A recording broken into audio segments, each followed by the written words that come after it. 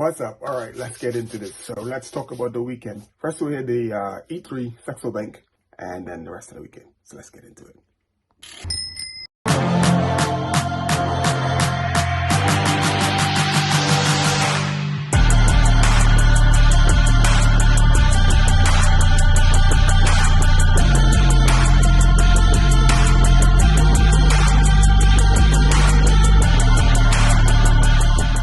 Sever your legs, media. You know what to do.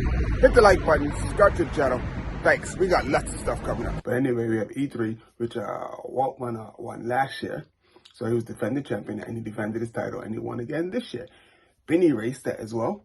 You know, he's getting all these interviews. He's, being highlighted because he's a massive talent. But I just think he has a lot to learn. I was really hoping he would do well. But I really feel like Intermarché have not surrounded him with the team to really push him to where he needs to be. And that's just my opinion. It's just my opinion.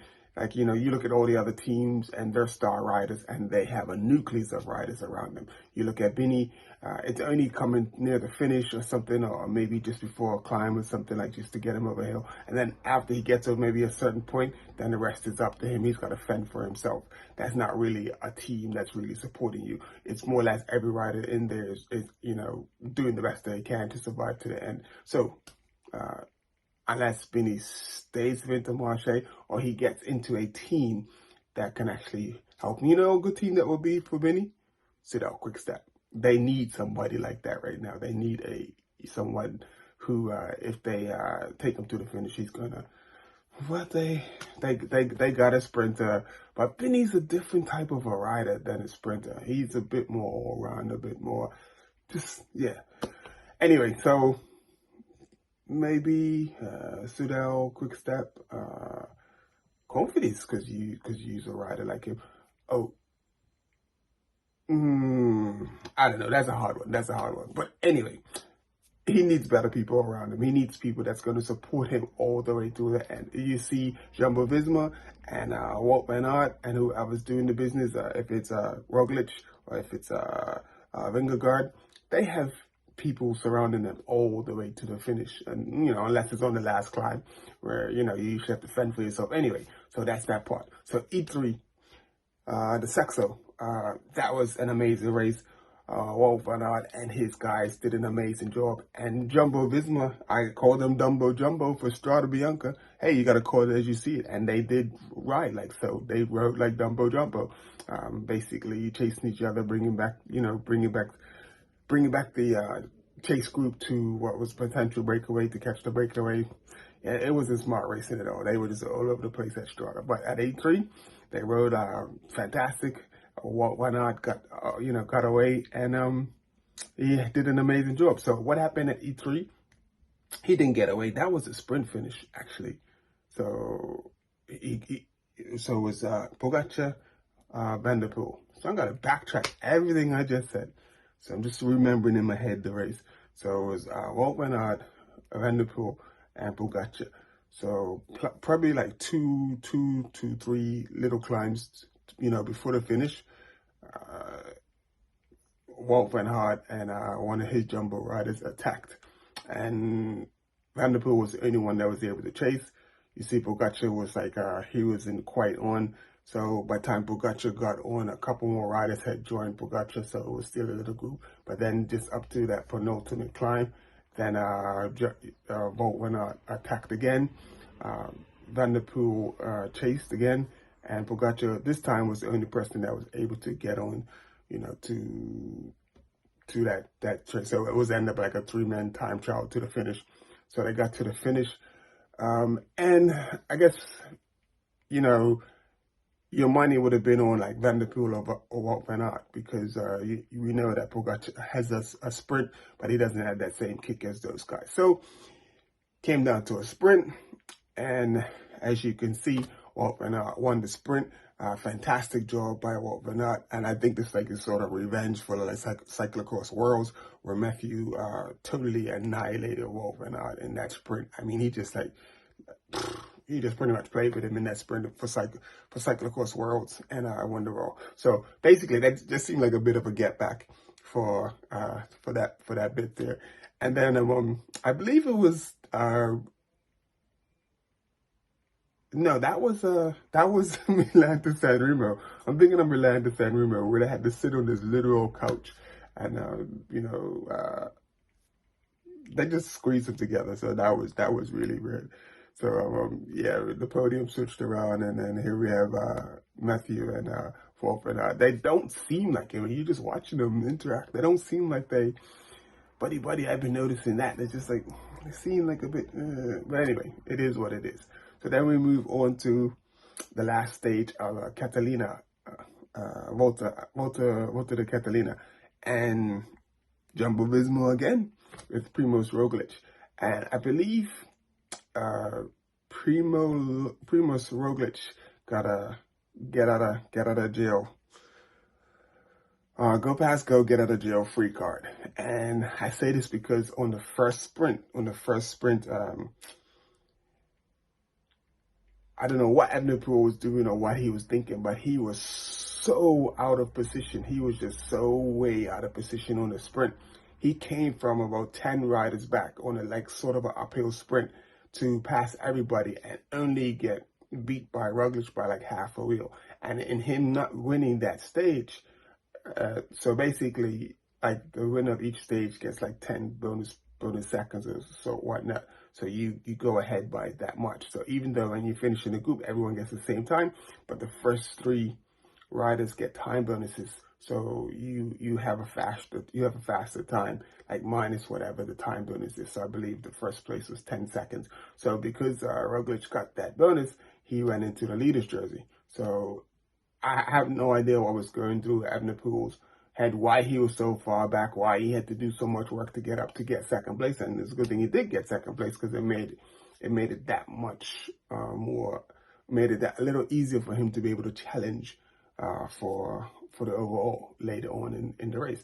But they went on to basically both win 2 stages each, came down to the last stage, and the last stage was similar to like a world championship type course where they have to do like a really good hill like over and over and over. And I thought that Evenapoel might be able to get away, but he wasn't able to get away. I thought he would get away, and all he needed to do was win by a few seconds, and he could have taken the overall, but he wasn't able to do that.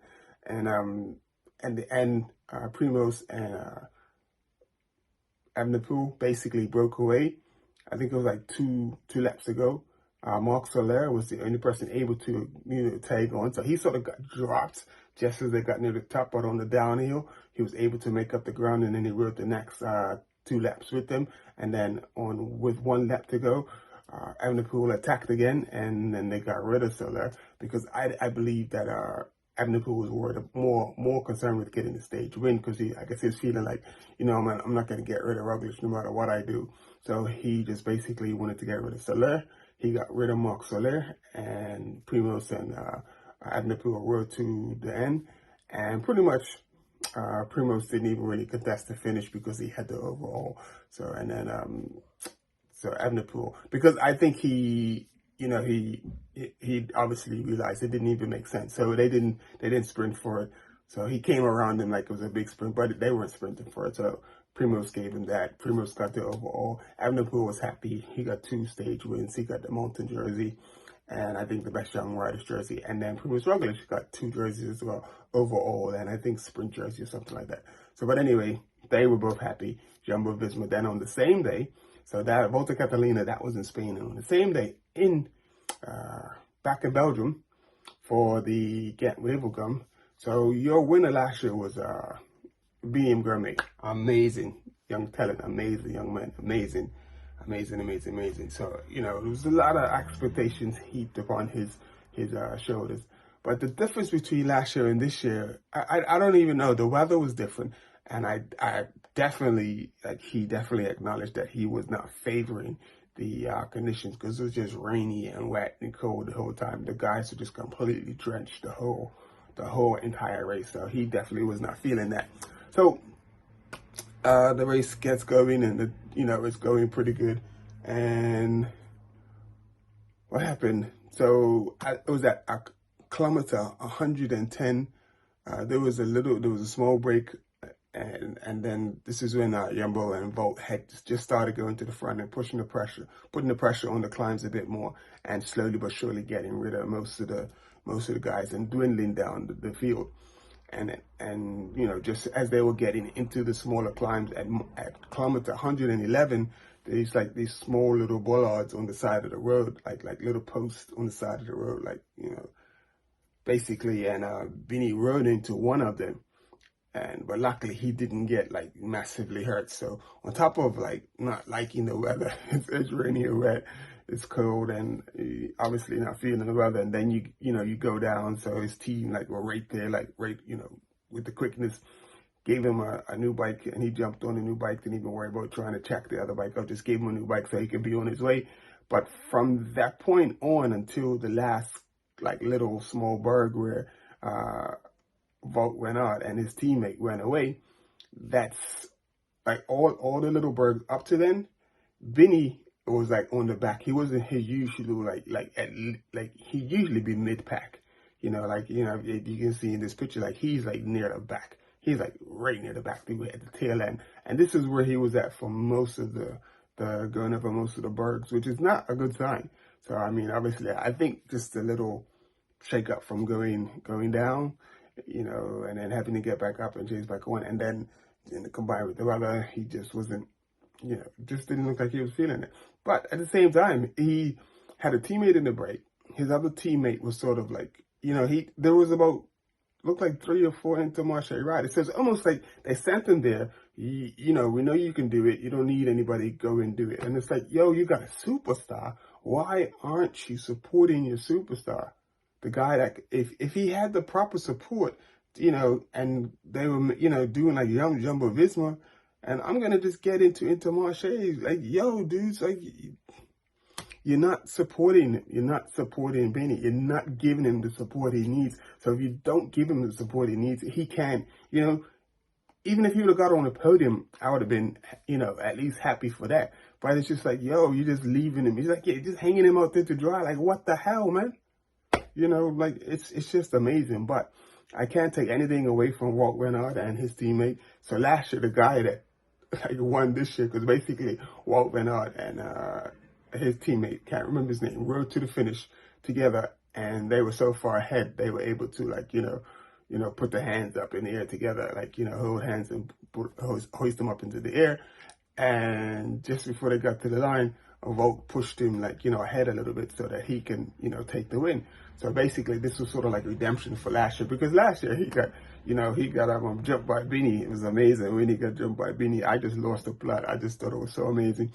But this year, like, he got to get that victory back. So, you know, good on him. He got to redeem himself, got his victory that he probably, you know, if he had been just paying attention or been a bit more aware, or not just taking the other riders for granted. That's why he lost, because he just thought, you know, Laporte, and I think I'm not, please let that be the right name, but he took everybody for granted.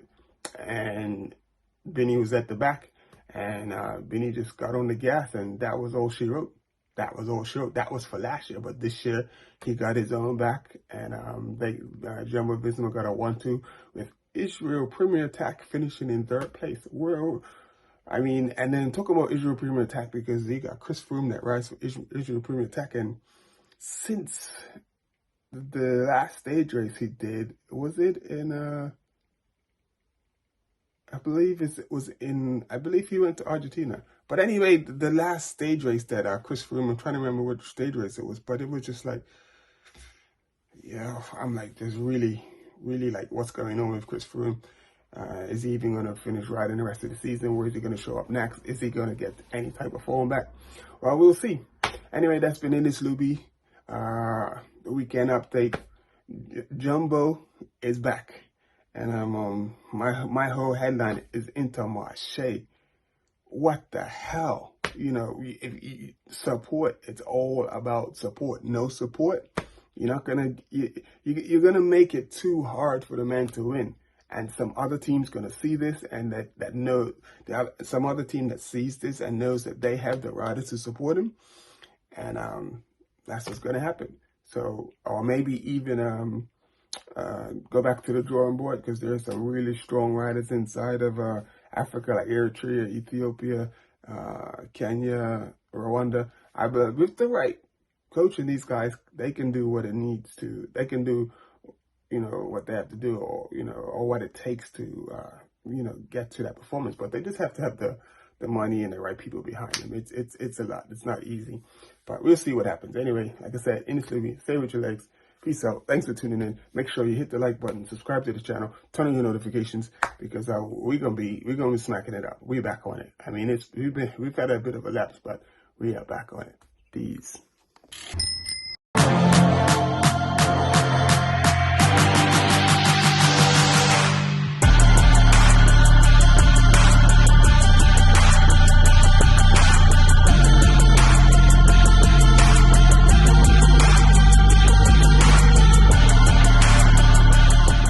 Stay with your legs, media. You know what to do. Hit the like button, subscribe to the channel. Thanks. We got lots of stuff coming up.